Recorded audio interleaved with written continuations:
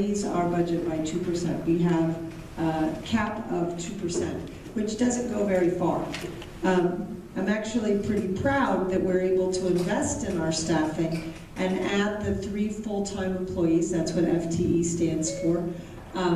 In the special education area, we're adding an additional preschool ABA teacher as well as a middle school ABA teacher. Those are both part of our autistic program, as well as a high school LLD teacher. LLD stands for Learning Disabilities.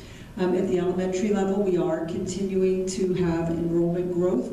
At Yanakaw, we need to have an additional 5th grade teacher added. And at the secondary level, we're adding 1 full-time employee. That's to support our block scheduling initiative. In addition to all of these things, you should know that we're maintaining our 6-period payments for teachers who take on additional sections of classes.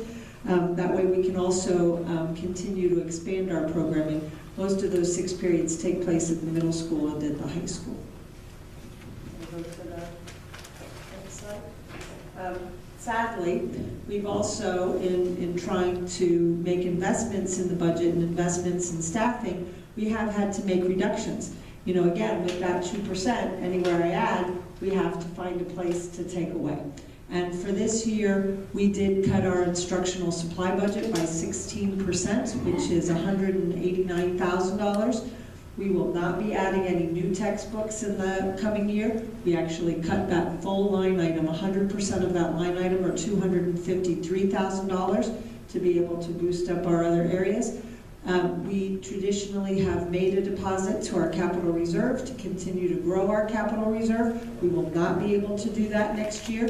That is something that I know is disappointing, not just to the board or to the cabinet, but to the community. We really rely heavily on that capital reserve. You've heard us talk about in our town hall meetings where we've been able to grow those monies.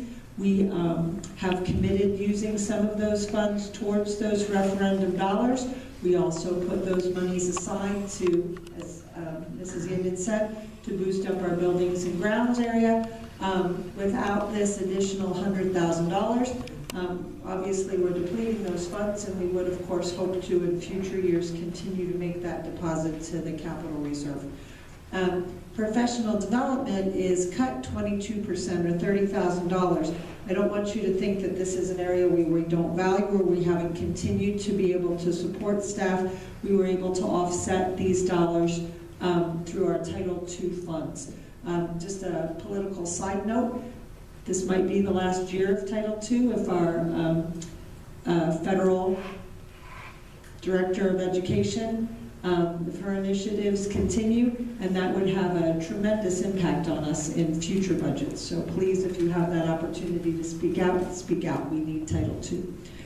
We've also had some staff reductions, mostly through attrition, through retirements, positions that we are not refilling or refilling in different ways to be able to capitalize on that.